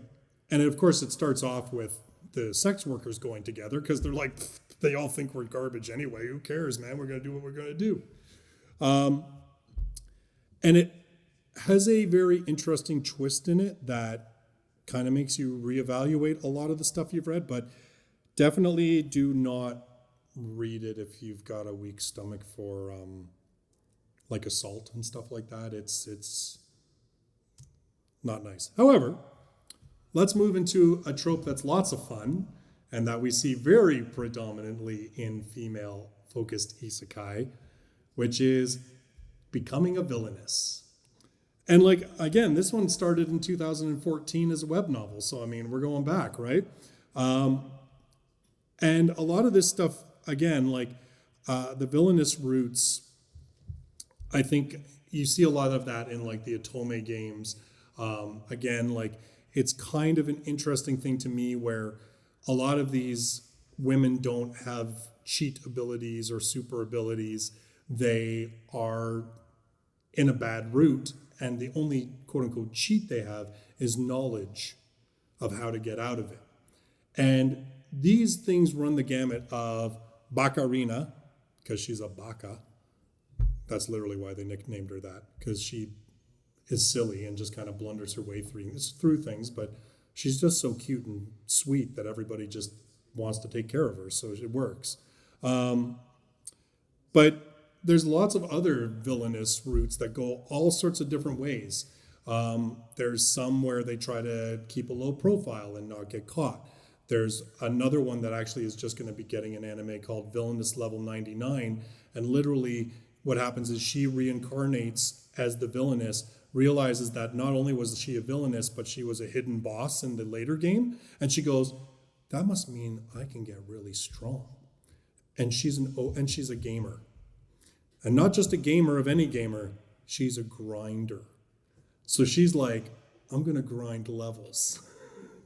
And so she breaks the whole game plot line, because when she walks into the school where she was supposedly in the game itself, shunned and treated poorly and everything else, everybody is like hands off and actually trying to get in her good books and manipulate her, because she is a level breaking 99. The highest level anybody else in the world is like 45.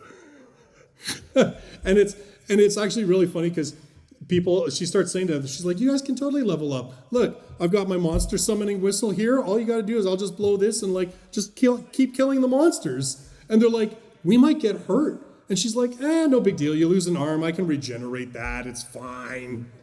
It'll make you stronger. Yep. There's even a girls' love kind of version of this where it's, what was it? I'm in love with the villainess. Hey. Yep.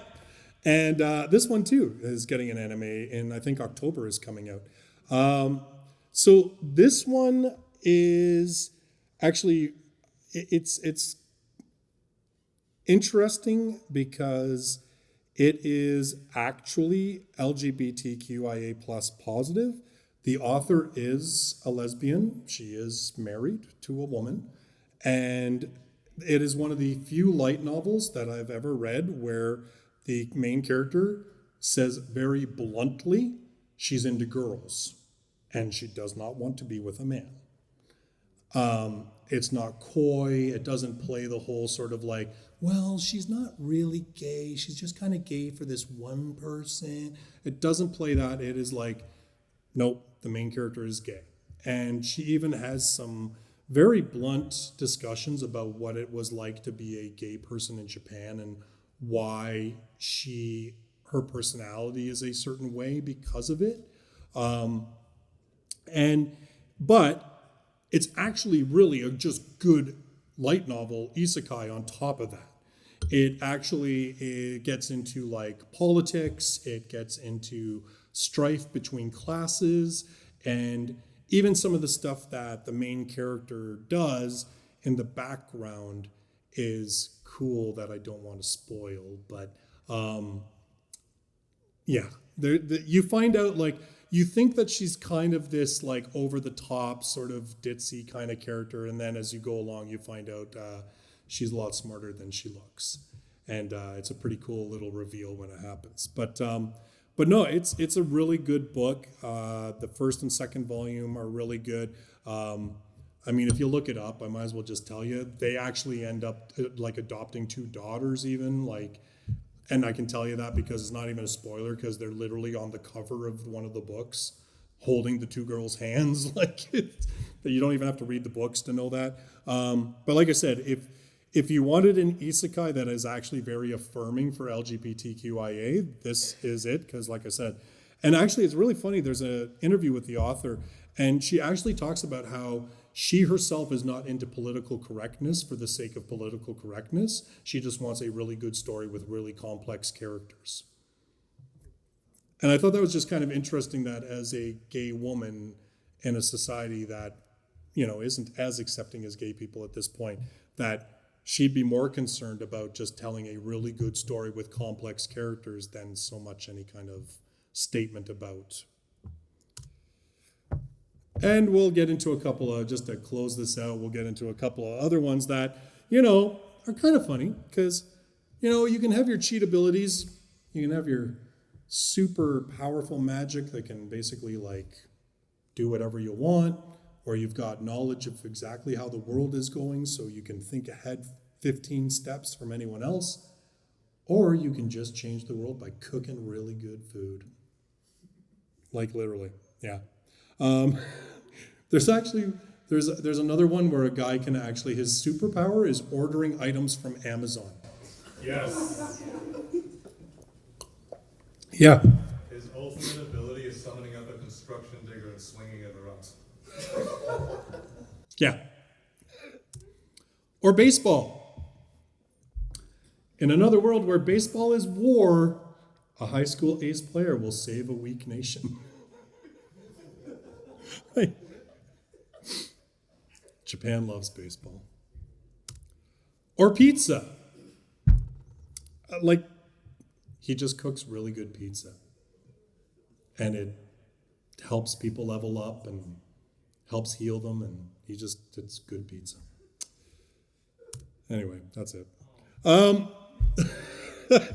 That's it for the slides. Oh, I had 2 hours and I've done an hour and 40. Look at me. I could probably bluff it for another like 15 minutes, but yeah. Have you heard of Isekai, Isekaya? Yes. Isekai. Now, that's the one where they actually, is that like a restaurant to another world where it's not actually in the other world, or is that where they've, like I've heard of it, but I haven't read it? Or is that where they actually set up an Isekai in another world? No, that one, it's kind of similar. I think in this case, like their back door is a permanent. Right. Oh, okay, yeah. Whereas in Restaurant to Another World, it's like it only opens certain times that to the other world. So, an interesting thing. So, like I said, Joe that I worked with on this, his YouTube channel, Pause and Select, he actually has like a 4-part thing on Isekai. And one of the things that, and it's interesting you bring up the cooking, like Restaurant to Another World and stuff like that, because he actually mentions how Isekai, in a sense, also kind of exemplifies an imperialistic idea of Japan. That, for instance, food in the other world sucks until a Japanese person cooks it, or invents soy sauce, or invents mayonnaise, or what have you.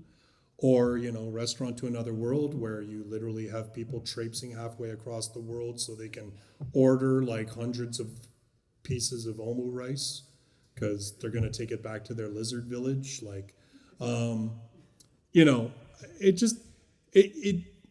going to get deep into it because I myself, it's not my idea, but I just thought it was an interesting idea of looking at how Isekai is almost that idea of a Japanese person asserting the superiority of Japan in another world. And it can be anything subversive. It could be subversive from the whole like, oh, your people have been cooking this fish for 5,000 years, but now I'm going to make it delicious. Because no one's ever tried to make it delicious in the 5,000 years you people have been cooking it. But right up to like Gate, where you literally have the JSSDF rolling into town and saying, you're going to make treaties with us and you're going to start doing things, you're going to start following our politics and our laws and stuff like that because, you're a bunch of filthy barbarians. Yeah.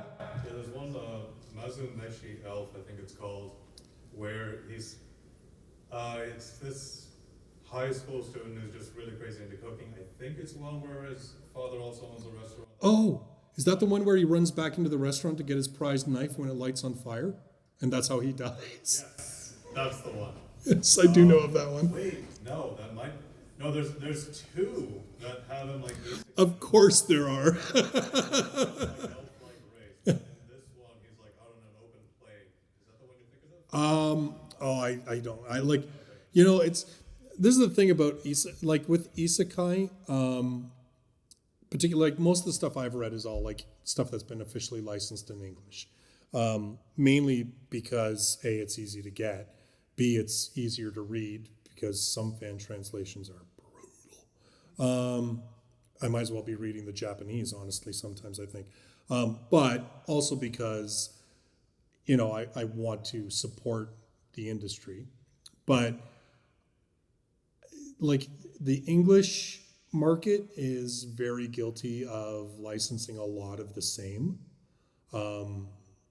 Every once in a while, like, they'll do a breakout one that you're like, oh, this is crazy good, and it's totally different.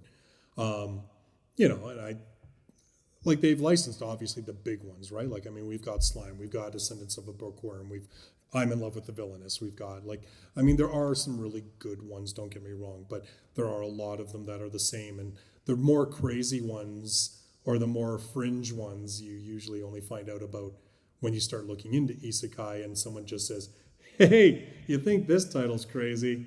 How about being a weed? Or how about being you know what I mean? Like, yeah. Azumashi Elf, that's a different one. I think he died from a baseball injury or something. Okay.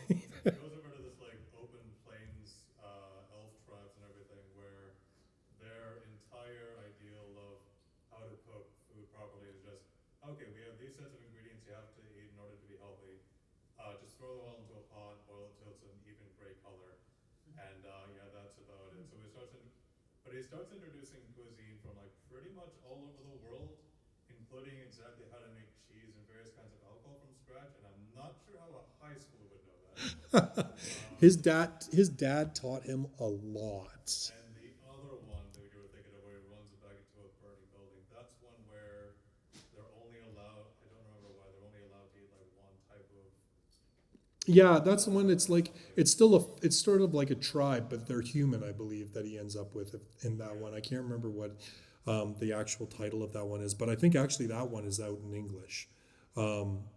J Novel, there's a couple of, so the main company's J Novel Club is one that puts out a lot of light novels, which obviously, as you can see, light novels have become sort of a main source of popular isekai. J Novel Club, Seven Seas puts them out, Yenon, basically the big manga players. A lot of the big manga players now have all started putting out light novels. Not coincidentally, J Novel Club and Yenon are both owned by KonoSuba. Yeah. So, but yeah, no, I really do think that and again, this is just a smattering of titles, right? But I really think that ultimately the web changes everything, right? The ability to put your work out for anybody to see, the creation of websites that actually create a hierarchy of these stories and make it easy for publishers to decide whether they want to take a chance on a title or not. A lot, and it's funny too, because web novels, even if they get published as light novels, they still write the web novel. So you can still read the web novel for free. Right up to a lot of them actually end the series as a web novel. And with Naru in particular, they never take them down. Even if it's just getting published, it's still widely available on the website for free. But what the publishers have been doing is they do things like they obviously do some more editing, but they'll do things where because they're working with the editor, they'll say to the author, flesh this part out a bit more. Or how about include some side stories or bonus stories? So they try to create content or alter the content just a little bit so that people who are fans of the web novel will still pick up the light novel. There's also been, what they've done is, sometimes too, what they do is they will print, so a manga, most manga is printed in what they call the bunko format, which is relatively cheap paper and a smaller format and everything else. Kind of what we would call just a normal paperback, mass market paperback. Some light novels have now been getting published as tankobon, so they're more trade paperbacks, so higher quality paper, higher quality covers, and again, of course, the artwork.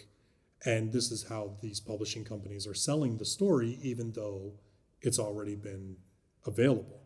But there's actually been incidents where authors have completed their web novel, and when the final volume comes out a couple years later, they've changed the complete ending of the story. And basically retconned the whole thing because they didn't like how they ended it as a web novel. Or maybe the publisher has told them to change it, I don't know. But I think publicly they'll only ever say that they decided to change it. But yeah, no, like I really think that, when you're taking a look at isekai initially in that sort of 70s, 80s, 90s, again, a lot of female centric. It kind of has come full circle, right? It was female centric in the 80s and 90s. You had some males, but then it goes heavy males for a couple of years. And now, like, there's a lot more female centric stuff coming out because, yeah, women are getting on board and they're reading isekai, but going, we can also make this for ourselves, and we can also put ourselves into these stories, and we can also write this for other women that they would enjoy it. So there's like a lot of like really heavy romance isekai with that are female centric, and even outside of the isekai thing, there's actually like entire websites now that are like Gnarl but are aimed at women, and they're just romance. Their main thing is romance, and every month they publish a whack ton of romance light novels, and they're all just published directly off the website. Basically, the deal is if you post it on the website, that they can publish it for you. So it's just very interesting, and like I think really like we can probably say this is true for most media, but it is definitely true for isekai that the web changed so much about that. Yeah. What do you think about like Korea's take on the isekai genre? Now, admittedly, I am not as familiar with Korea's take on isekai. I mean, to be honest with you, the only Korean novel that I've really gotten into, because we haven't had as many Korean sort of light novel equivalents being licensed, getting a lot more now, which is cool. But like Solo Leveling, obviously, is like the only Korean novel that I'm really familiar with, I'll be honest. And to me, I mean, you're hopping into a portal that's appeared on our world, so you could kind of say there's an isekai adjacent element, but because a lot of that still affects people in our world, I'm not sure. But yeah, I have to be really honest. I am not like I know that there are elements of it in Korea, China. Like isekai is not exclusively a Japanese thing by any means. But unfortunately, my experience with it is vastly with the Japanese stuff. I think you were first. Kind of more on the Japan kind of flexing their superiority over alternate worlds sort of thing. I think it was somewhere in the 2013 to 2015 era Outbreak Company, Oh yeah. where they basically send a guy through a portal that appeared to spread Japanese otaku culture into a fantasy world. Yep. And it was kind of but that kind of concept of spreading Japanese culture to other worlds. Oh, and it's overt. Like the main character at one point actually says to the people that are in charge, he's like, "I'm an invader," and they're like, "Yeah, shut up and do it." Like, yeah, I mean, you're right. It is actually very blatant in its stance of the Japanese government effectively trying to get this whole fantasy world hooked on Japanese culture. They even go so far as to create a school to teach everyone how to read Japanese. So yeah, Outbreak Company, you're right. Like that is a very interesting one, and it's when you're talking like if you want to talk about Japanese influencing another world, it is absolutely overt that is what it is doing. Yeah. And I haven't read much into it yet, but a lot of the Korean manga that I've seen coming out is largely influenced by the sort of major TV drama culture that they have going on there. So you'll have lots of actually that Reincarnated as a villainous type of thing, or other sort of court intrigue as well. Yeah, no, I mean, if you're talking about Korean, like, dramas, like, I've seen a couple of series, like, Netflix has got a whack ton of Korean stuff on it, and, like, I'll be honest with you, I think Korean shows are awesome. Like, I actually prefer most Korean shows over Japanese shows. I think Korea, okay, maybe this will be, I don't know if this will be a hot take. I think Koreans are better actors. I mean, I just kind of feel like their performances are better. Maybe it's just because I think that there's certain tropes in Japan that can get a little grating, like, you know, all the women having super high pitched voices and stuff like that, whereas that you don't see that as much in Korean stuff. But yeah, like I like Korean like shows. I really haven't seen a lot of, you're right, like most of the Korean live action stuff is a lot of the going back in time and like the person being in like a royal court or, you know, or being in an alternate kind of royal court version of the world. I'm not as familiar with that stuff. I think though my spouse has like basically watched all of it.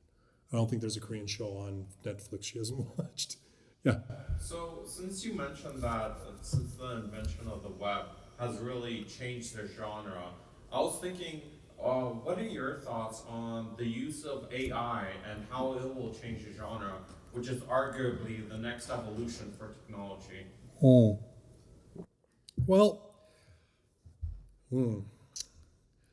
I think that really initially with AI, you're just going to see a glut of really bad writing that is very much just emulating stuff that's already out there. Because right now, I mean, it's hard to know where true AI is going to end up, right? Because right now, even though we have what we're calling AI, it is essentially like something that has just amassed a whack ton of information and then tries to sort it in a logical order to answer a question you've answered, right? Like, granted, it does it in a smarter way. I actually asked AI to write a light novel, and I'll be honest, like the plot synopsis it came up with was pretty goddamn fire. I ain't gonna lie. I actually asked it to write the first chapter, and it was kind of lame, but the actual idea was pretty good. I was like, oh, this would sell. I think what you'll probably find is that initially where AI is right now, you're going to find a lot of authors will use it as a crutch. They'll use it as a crutch to come up with an idea, or they'll use it particularly in web novels to further the story whenever they've come up against a roadblock. How it will change things, I can foresee that publishers might start gatekeeping a lot more depending on how things go. Because right now, right now it just seems pretty indiscriminate, right? Like if it's popular, they'll publish it. You know, it doesn't really seem like they're being too selective. But with AI coming along, I can see that being something that they change. In fact, I mean, again, when you talk about the popularity of Isekai in, when was it, 2010, 12? Yeah, it probably would have been like in the 2010s. Light novel competitions are a big thing in Japan. And they're usually run by major corporate, like the major publishers. You get your book published. Typically, if it's a series, they'll continue it on, whatever, right? It's a major breaking through point. They banned Isekai in a number of the light novel competitions because there were so damned many Isekai stories being submitted, and so many of them were just the same stuff that they're like, it's not original, it's not interesting, and we don't want to see Isekai. So they actually banned any Isekai, or you were disqualified if you submitted any Isekai stories. So when we talk AI, I can see there will be sort of a shift where, first of all, they will say, prove to us you actually wrote this. I could see that happening. Will it change genres? I don't know. I think we're going to see a lot more stuff coming out about AI. We're already seeing it in a certain sense. Totally not Isekai, totally not Japan. But do you know Five Nights at Freddy's? Yeah. Okay, so Five Nights at Freddy's starts off as a video game about a guy who murders kids, stuff them into animatronics, and their ghosts make the animatronics murderous things, yeah? In the most recent thing now, it's become an AI. And so now it's an AI that's actually infecting the animatronics and making them murderous and making them dangerous.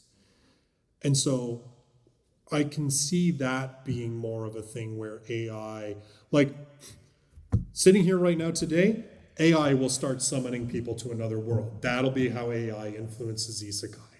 That it'll be an AI that somehow calculates how to break into another world, and that will send people there, or it'll be like some shadow government thing that'll use AI to break into another world. Like, I can see that becoming a thing. Like, they'll use AI. But in terms of how it influences actual writing, I think you'll find that you'll have trash that people will just use AI as a crutch to get them through, or you'll have some authors that will use AI. And I'll be honest, I write, and I've used like ChatGPT just to stimulate ideas. I haven't asked it to, it's not like I've been in an actual thing I'm writing and said, write it for me. But I've said, like, give me 10 character names, because I hate character names. Oh my God, I hate naming characters. And I'll be like, give me 10 character names. And I might not use any of them, but it might actually kickstart me into an idea of, oh, that's a good name. Or I might take bits and pieces of a couple of the names it suggests, and you know what I mean? And I think you'll see a lot of authors using it for that. And the web novels, like I said, because there is that need and desire to keep pumping out content, I can see people starting to use it as a crutch for that you'll start seeing a lot of stuff where all of a sudden the story won't make sense. You know what I mean? Like, you'll get up to a certain chapter and all of a sudden you'll be like, it's like someone totally different wrote this chapter. That's because somebody totally different did. I can see that happening. But like I said, I foresee AI will somehow become involved with isekai. I'll call it now, 5 years from now, when an anime is getting made about an isekai and there's an AI with a heavy bent, you can all say, I was sitting in a panel with Justus R. Stone 5 years ago and he said. But I bet you that'll be a thing. Yeah. Have you heard of Isekai Transporter? Isekai Transporter. So Rings a bell, but I'm not familiar with it. it's a manga from out of Thailand where it's this secret organization of people that drive around trucks and isekai people. So Nice. Okay. they have this one, like, it's sort of a story of how to get set up, but essentially all these other worlds, where usually other worlds gods, sometimes other worlds like high priests or whatever, they take commissions from these people. Where they're like, hey, we're looking, okay, so we've got a world, and it gets down to this guy, this driver, Bunrio, I don't know how to pronounce Thai names, where he's like, okay, so this world, tell me about it. Okay, so it's this world of islands floating up in the clouds, it's just an ocean beneath them, and he's got to learn how to ride dragons and everything, which they've all lost because they got to fight something off. Okay, let's see, what kind of things are we looking for? Okay, so maybe people that are good at like flying or riding things and the like. Oh, by the way, also, that mostly is preserved food, so it'd be good to be like, okay. So they start putting together a list. That might fit the bill okay. They get a couple of pilots and everything. They end up going with this like champion bull rider. Nice.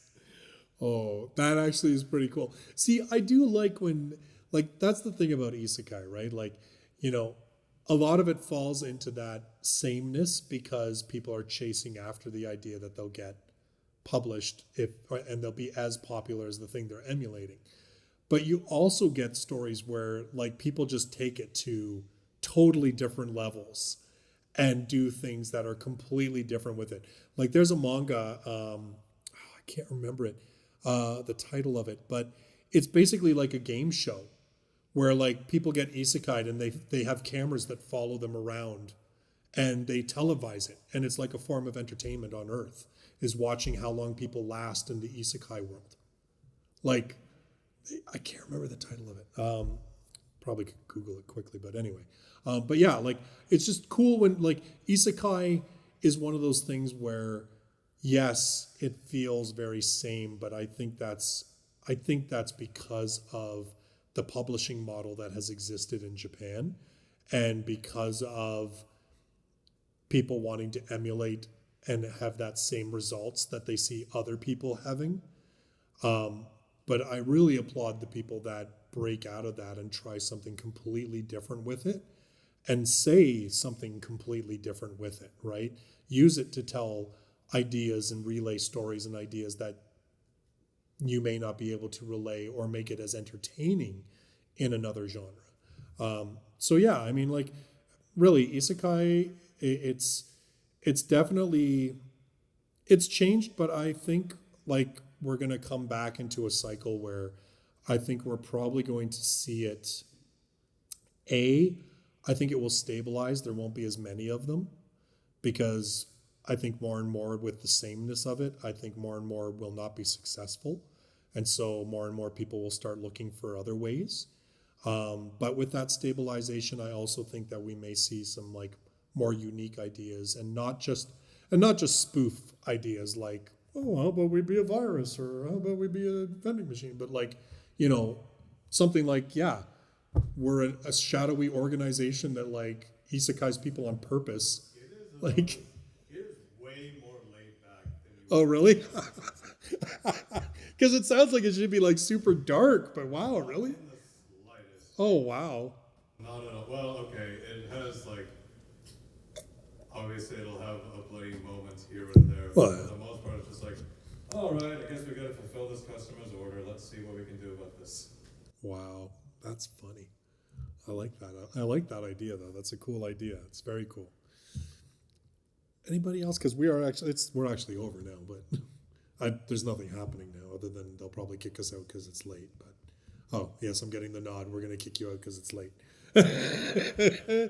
So thank you all for coming. I really appreciate it, especially like because it was a long one. But hey, they gave me the time, so I'm gonna use it. And enjoy the rest of Anime Toronto.